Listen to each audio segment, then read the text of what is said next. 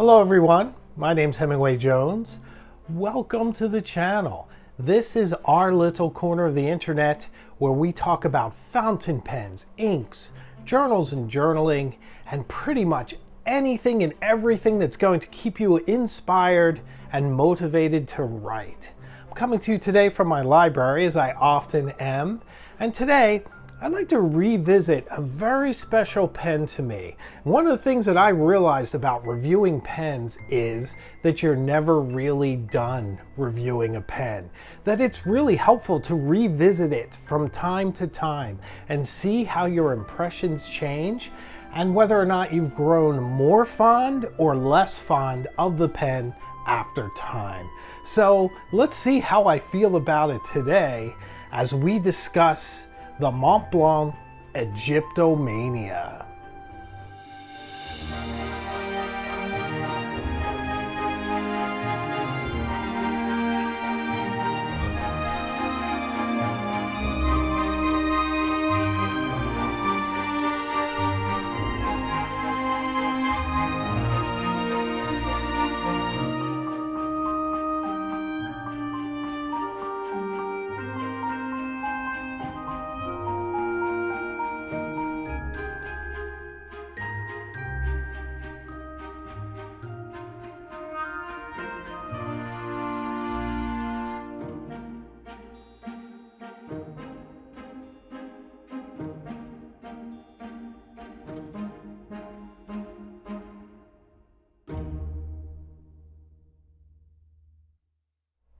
So before we get started today, I thought I'd tell you which pen I'm using, and that's this Jinhao 159, which is a really interesting pen and probably the heaviest pen that I own. I'm going to do a full review shortly, so stay tuned for that. I think it's great to cover some more inexpensive options, and this pen is very interesting and definitely worth speaking about.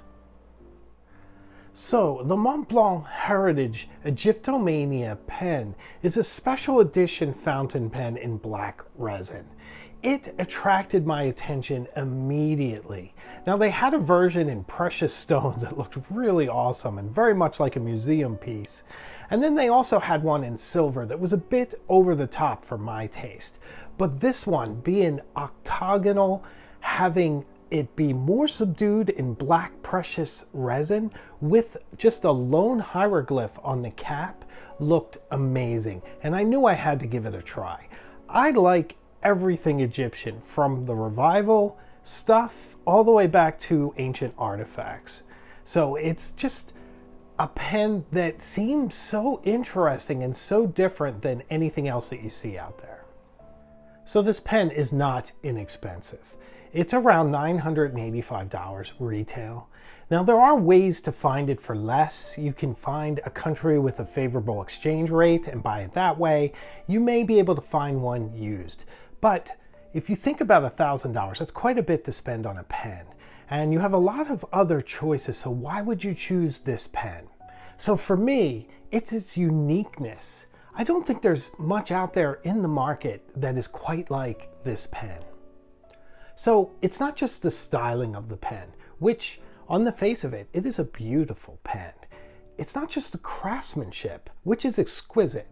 There's not a single misaligned anything on this pen. It is all done perfectly. I feel like the nib itself is a work of art. That beautiful embossed scarab makes it probably my favorite nib aesthetically, because it's just so different and so striking and interesting. Also, it's the performance of the pen. The pen writes like no other pen I have, certainly no modern pen I have, and that makes it very unique. Part of the promise of this pen was that it was crafted in a style that Montblanc used to make their pens back in the 1920s. So the pen is similar to those that they crafted in the 1920s. And the nib is very similar to the nib on my Waterman 52.5, which is one of my favorite nibs. Now the difference is that the Waterman 52.5 has exquisite line variation, where this one has a very soft nib, but not much line variation, which is okay for me, because When I do acquire a pen and I acquire a gold nib, I sort of expect it to give me something special, something a bit different than a steel nib, or otherwise, why spend the extra money? This pen gives you a unique experience. It's a very slim pen. It feels as if you discovered it dead stock in the back of a vintage store. In fact, I recently picked up a really beautiful and beguiling inkwell from an antique shop in Scotland. When I was researching some B-roll for my review of the Egyptomania that I did last time, I did a Google search under images for Egyptomania, and this was one of the things that popped up. And I thought it was a bit pricey. It was around $200, I'll just let you know. But I couldn't stop thinking about it because I just thought it was so beautiful and so perfect to go with this pen.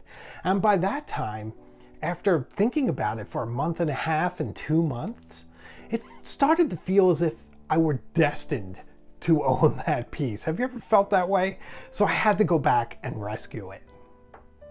So now I feel as if this Montblanc Egyptomania pen and this inkwell that's actually from the Egyptomania period of the 1920s are like a set that just need to go together.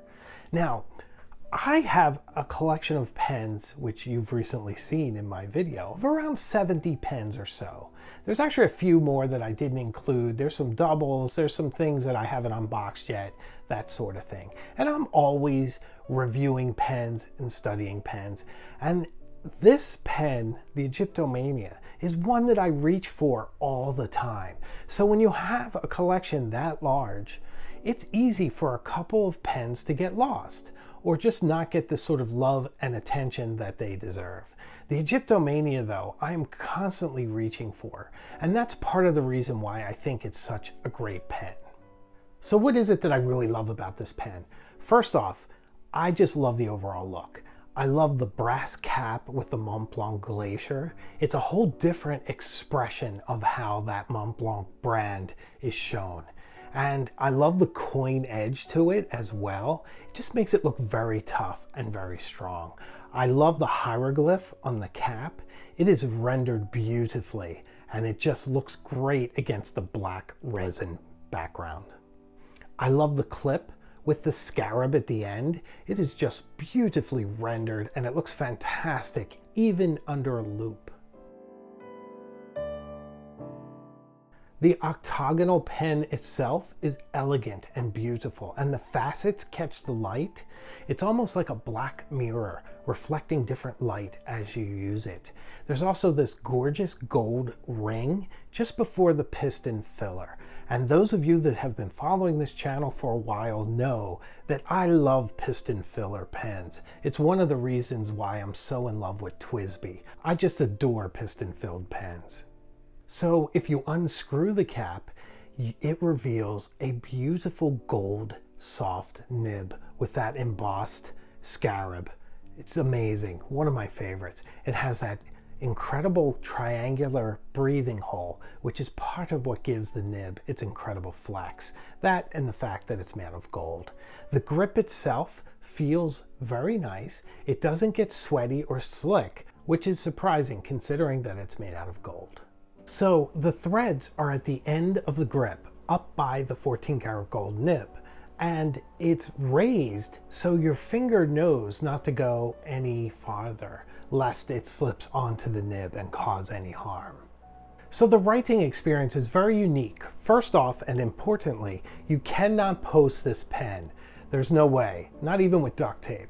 So if you're ready to write with it, you very reverently unscrew the cap, put it someplace in front of you or in your pocket somewhere, and then proceed to write. The pen itself is quite light and very balanced. Now, one of the negatives possibly is that it's quite short. So if you have hands much larger than mine, it may not work for you. If you have smaller hands, it may work better. For me, it works perfectly, but it would probably be better if it were a bit longer. So as you touch that exquisite 14 karat gold nib to paper, the ink flows immediately. I personally have matched this pen up with Jayarbon's Sapphire ink. I feel like they go together perfectly. Writing with it is very soft and very smooth, and it is just a pure joy to use and an entirely different writing experience. It's one of the things that I really love about this pen. Its uniqueness, its craftsmanship, and the incredible experience of writing with it. It's just a joy from beginning to end. So what do you think of the Montblanc Egyptomania pen? Is it one that you're looking to add to your collection? Do you find it as interesting and intriguing as I do? To me, it was irresistible. How do you feel about it? Let me know in the comments. Well, I hope you enjoyed this video. Thank you for staying until the end. If you could do me a big favor, please like, comment, and subscribe, and share this with someone else who you think would enjoy this content. I'm trying hard to build up this channel and to invite even more people into our little circle.